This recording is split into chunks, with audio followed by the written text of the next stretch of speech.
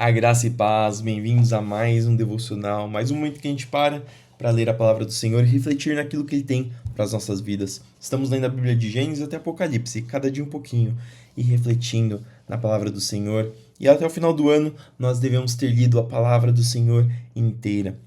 Vamos começar com uma oração esse período? Senhor, obrigado por mais essa oportunidade de ler a Tua palavra, obrigado por esse dia. Abençoa para que o Teu Espírito Santo nos guie nesse momento, nos guie nessa jornada, para que nós possamos aprender de Ti, Senhor, para que não seja o nosso coração, mas para que seja o Seu Espírito nos guiando. É isso que eu te peço e te agradeço em nome de Jesus. Amém. E hoje nós vamos continuar o livro de 1 Reis. Ontem nós lemos a ascensão do rei Salomão. Adonias, filho de Davi, tentou se consagrar rei, mas Davi e o profeta Natã, entre outros, falaram sobre isso para Davi, e Davi fez com que Salomão fosse consagrado rei.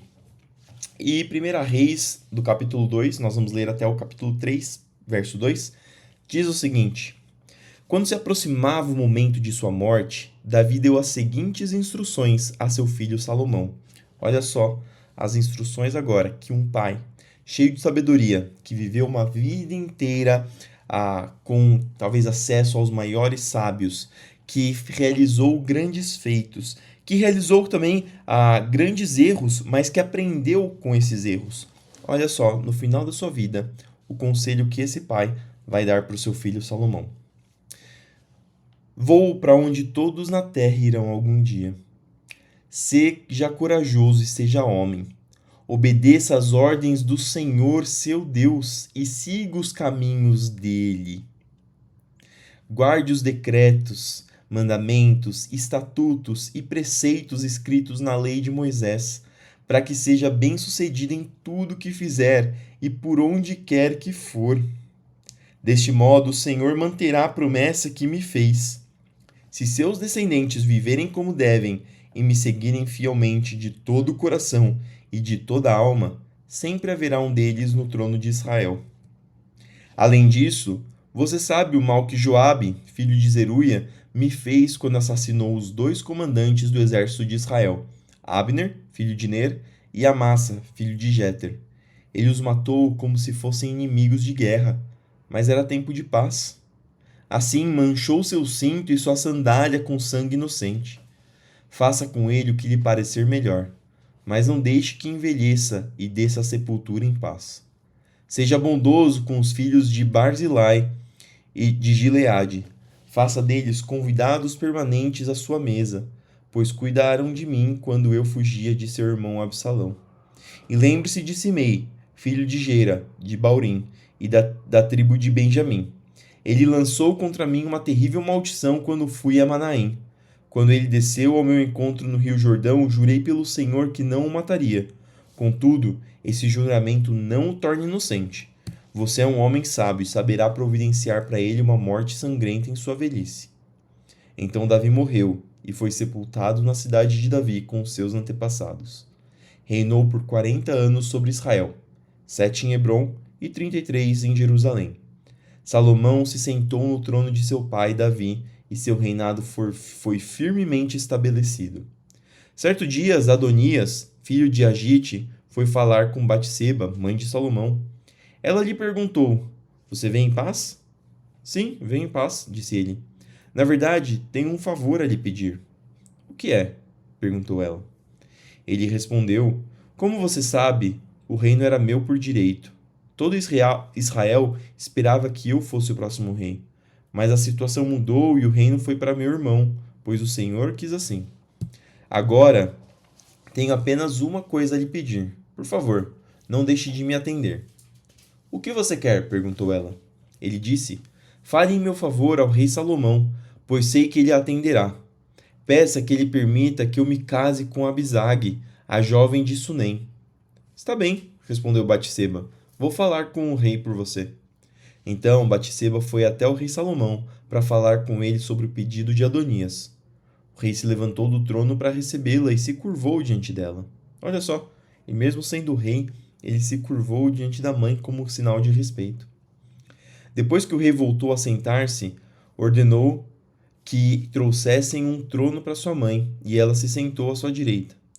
Tenho um pequeno pedido a lhe fazer, disse ela. Espero que não deixe de me atender.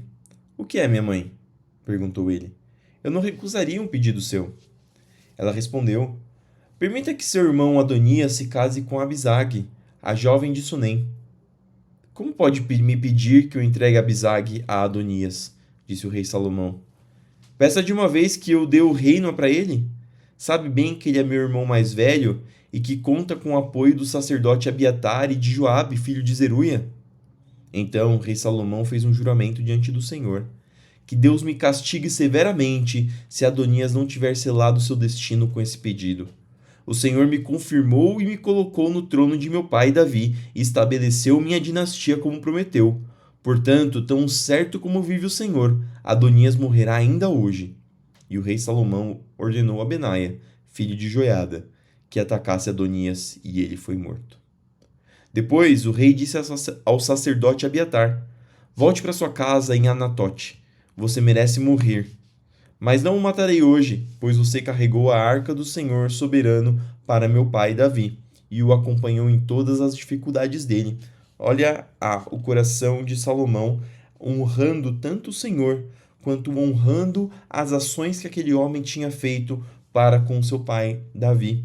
Ele não tem mais Davi para o impedir, mas ainda assim ele honra a sua palavra. O caráter dele faz com que ele não escolha as ações mais fáceis, mas escolha aquilo que realmente parecia justo aos seus olhos.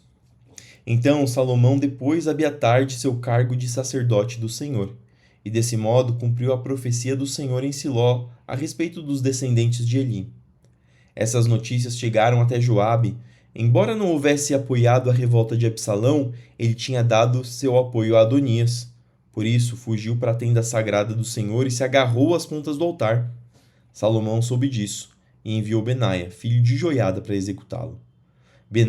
Benaia foi à tenda sagrada do Senhor e disse a Joabe: O rei ordena que você saia. Não, respondeu Joabe, vou morrer aqui. Então Benaia voltou ao rei e lhe contou o que Joabe tinha dito. Faça o que ele diz, respondeu o rei. Matem-o ali, junto ao altar, e sepulte-o. Assim removerá de mim e da família de meu pai a culpa pelos crimes injustificados que Joabe cometeu. O Senhor o punirá por sua culpa no assassinato de 2 homens mais justos e melhores que ele. Sem que meu pai soubesse, Joabe matou Abner, filho de Ner, comandante do exército de Israel, e Amasa, filho de Jeter, comandante do exército de Judá.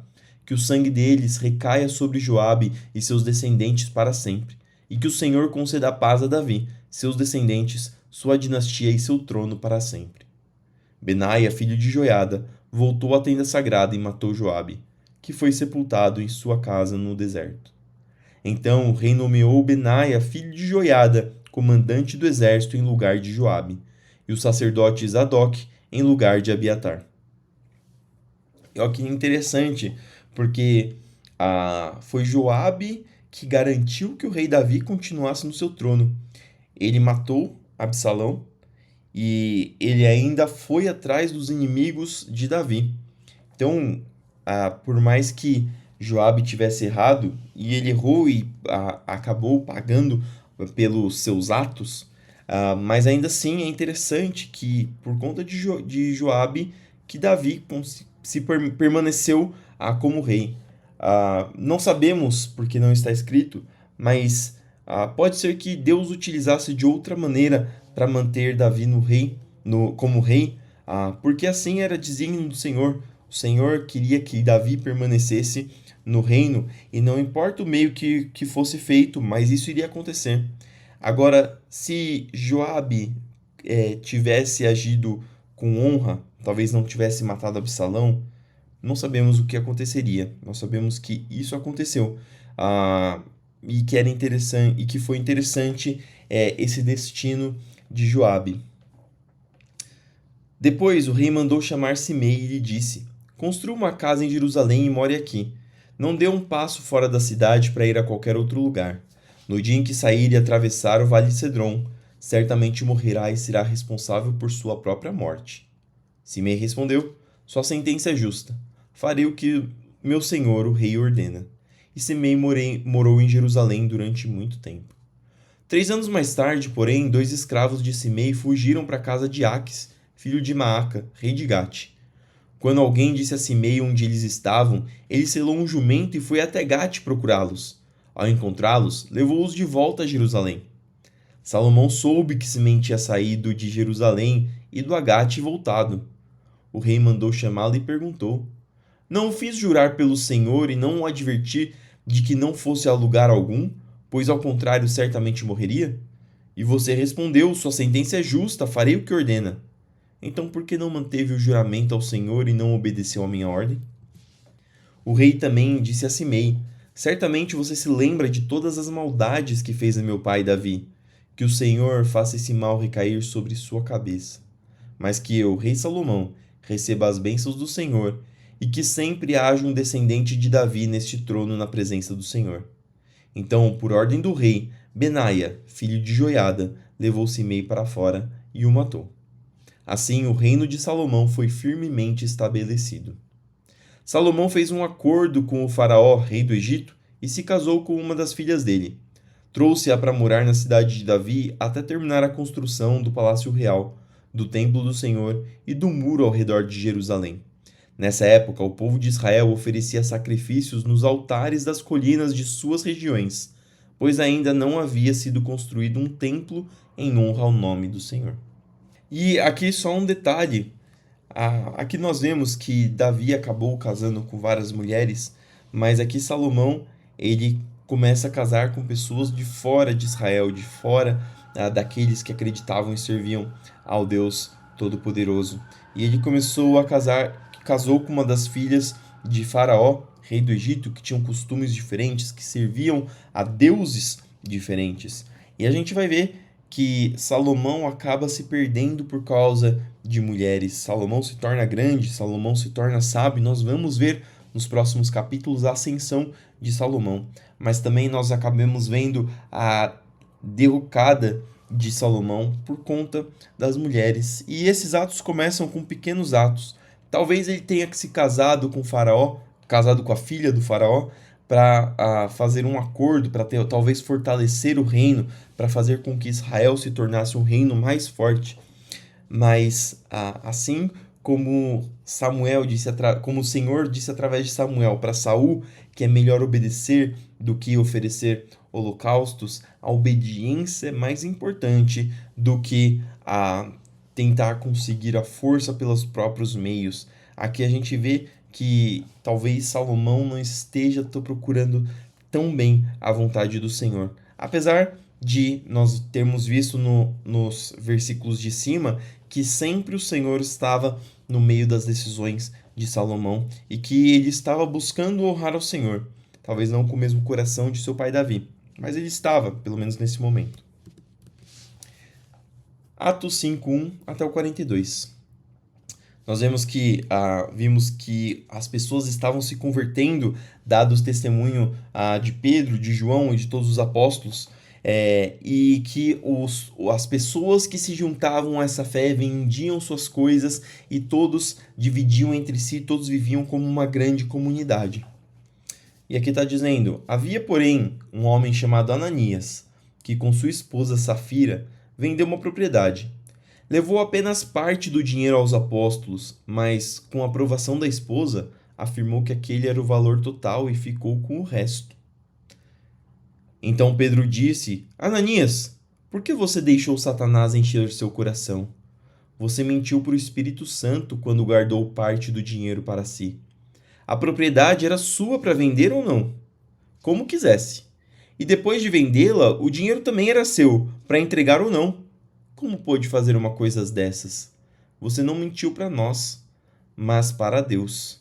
Assim que Ananias ouviu essas palavras, caiu no chão e morreu.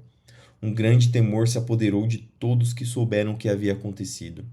Então alguns jovens se levantaram, envolveram o corpo num lençol e o levaram para fora, e depois o sepultaram.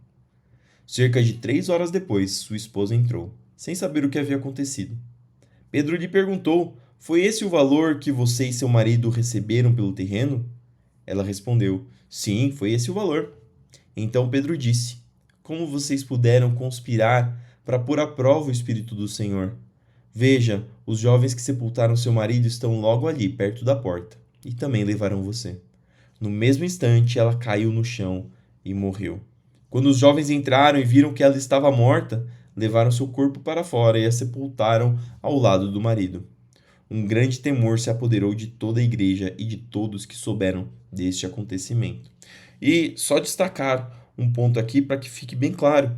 Aqui, Ananias e Safira não morreram porque eles deixaram de dar dinheiro para o Senhor. Não, aqui Pedro mesmo disse que a propriedade era dele para vender ou não, era escolha dele. E depois que ele vendesse com o dinheiro também era dele, para entregar ou não, como ele quisesse. Então aqui o erro de Ananias e Safira não foi não dar dinheiro para a comunidade, porque isso era opção. Na verdade, foi porque eles quiseram talvez se parecer grandes perante a comunidade, dizendo: olha, eu vendi o meu terreno e dei tudo o que eu recebi do terreno para a igreja.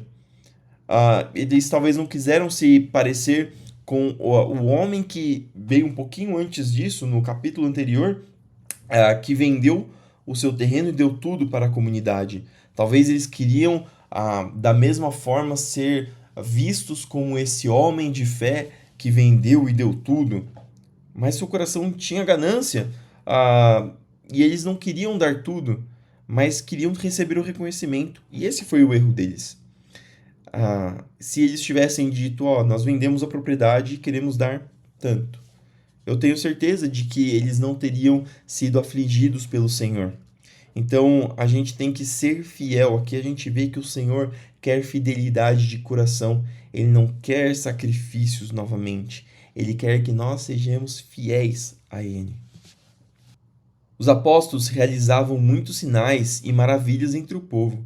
Todos se reuniam regularmente no templo, na parte conhecida como Pórtico de Salomão.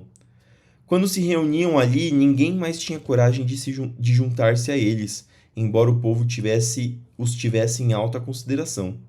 Cada vez mais pessoas, multidões de homens e mulheres, criam no Senhor. Como resultado, o povo levava os doentes às ruas em camas e macas para que a sombra de Pedro cobrisse alguns deles enquanto ele passava.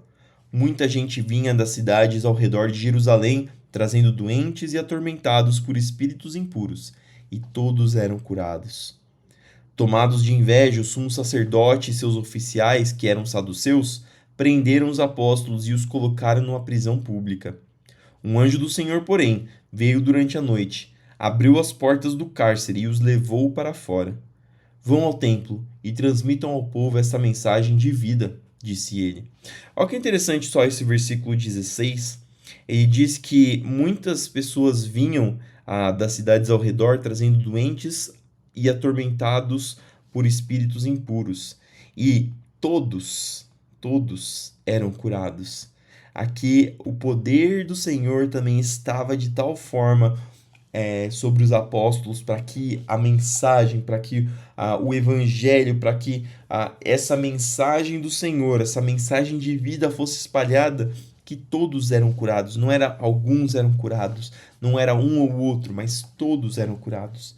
E muitos dizem que não se houve tantos milagres quanto houveram nessa época. Isso foi para que os apóstolos pudessem ser considerados por todos como aqueles enviados por Deus. Da mesma forma que Jesus fez muitos milagres para que ele fosse confirmado como sendo o Filho de Deus, assim os apóstolos também realizavam muitos milagres. Deus tinha utilizado eles de forma sobrenatural e com grande intensidade para que eles pudessem ter autoridade de proclamar o Evangelho, ter autoridade de escrever as epístolas que nós temos na Bíblia hoje. Nós temos as epístolas de Paulo, nós temos de Pedro, de João, de Tiago.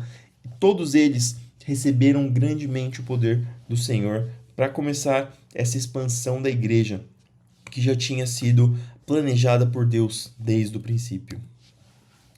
21. Deste modo, ao amanhecer, os apóstolos entraram no templo, conforme haviam sido instruídos, e sem demora começaram a ensinar. Mais tarde, o sumo sacerdote e seus oficiais chegaram, reuniram o conselho, isso é, todas as assembleias dos líderes de Israel, e mandaram buscar os apóstolos na prisão. Mas quando os guardas do templo chegaram à prisão, os homens não estavam lá. Então voltaram e contaram. A prisão estava bem trancada, com os guardas vigiando do lado de fora, mas quando abrimos as portas, não havia ninguém. Ao ouvir isso, o capitão da guarda do templo e os principais sacerdotes ficaram perplexos e se perguntavam o que aconteceria em seguida. Então alguém chegou com a seguinte notícia: os homens que os senhores puseram na cadeia estão no templo ensinando o povo. O capitão e seus guardas foram e prenderam os apóstolos, mas sem violência, pois temiam que o povo os apedrejasse.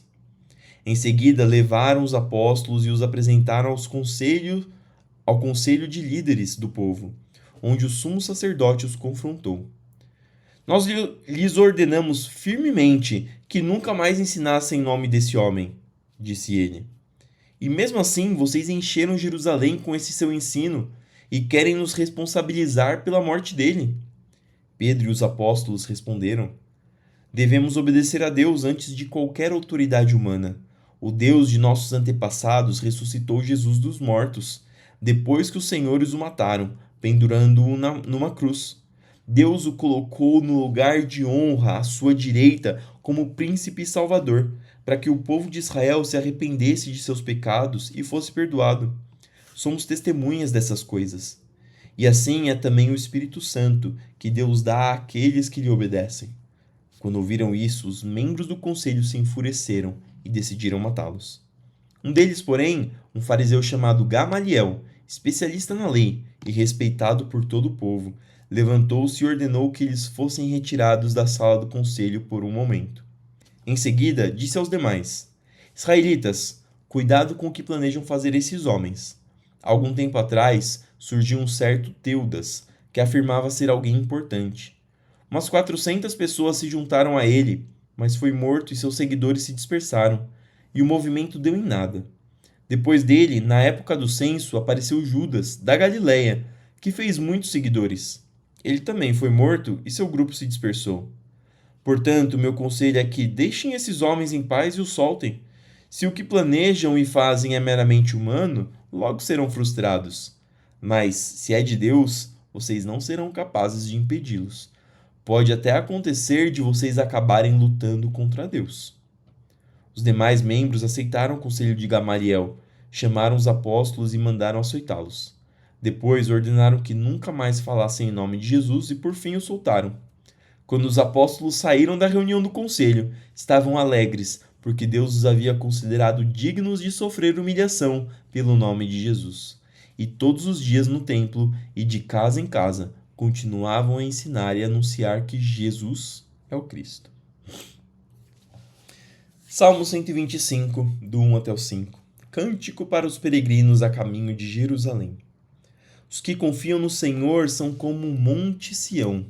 Nunca não serão abalados, mas permanecerão para sempre. Assim como os montes cercam Jerusalém, o Senhor se põe ao redor de seu povo, agora e para sempre. Os perversos não governarão a terra dos justos, para que os justos não sejam tentados a fazer o mal. Ó Senhor, faze o bem àqueles que são bons, aos que têm o coração sincero. Expulsa, porém, os que andam por caminhos tortuosos, ó Senhor. Leva-os embora junto com os que praticam o mal. Que Israel tenha paz. E por fim, Provérbios 16, 25. Há caminhos que a pessoa considera corretos, mas acabam levando à estrada da morte. Nós temos que tomar cuidado com os caminhos que a gente considera correto. A Bíblia fala que o nosso coração é enganoso. E por vezes a gente pode pensar que algumas coisas são corretas, mas nosso coração pode estar enganado. Por isso nós precisamos constantemente verificar na palavra do Senhor, que é o nosso guia definitivo, que é o nosso guia da verdade, qual que é o caminho, se aquilo que nós estamos querendo fazer está de acordo com a palavra do Senhor, porque aí nós verdadeiramente saberemos se aquilo é da vontade do Senhor, se aquele caminho é correto. Há caminhos que as pessoas consideram corretos, mas acabam levando à estrada da morte. Que nós não sigamos por um caminho que nós achamos correto, mas que leve para essa da morte, que a gente siga o caminho do Senhor, que com certeza leva à vida. E essas foram as palavras do Senhor, que nós possamos continuar meditando nessas palavras. Vamos terminar com uma oração?